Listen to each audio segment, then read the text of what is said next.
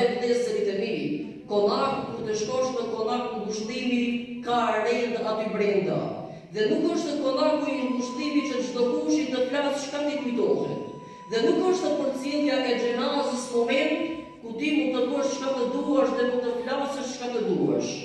Pra, çdo veprim i caktuar ka kohën e caktuar.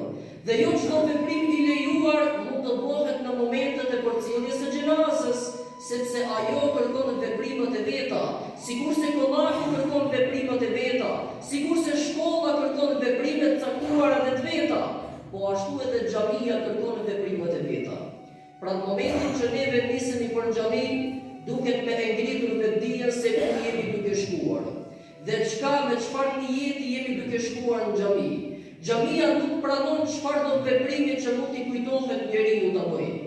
Andaj neve për ta ngritur vetdijen tonë, na porositë Resulullah alayhi salatu wassalam, duke na thënë që vendet më të dashura të Zotit në sipërfaqen e tokës janë xhamit. Po pse na e tha këtë pejgamberi alayhi salatu wassalam? Që t'jemi të vetëdijshëm se si duhet të sillemi kur jemi brenda xhamive. Që t'jemi të vetëdijshëm se si duhet të sillemi kur jemi në xhami dhe ku jemi në realitet. A mundet çdo veprim që është i lejuar në rrugë, çdo veprim që është i lejuar në kafe, çdo veprim që është i lejuar në shtëpi, a thua që edhe në xhami mund të bëhet i tillë?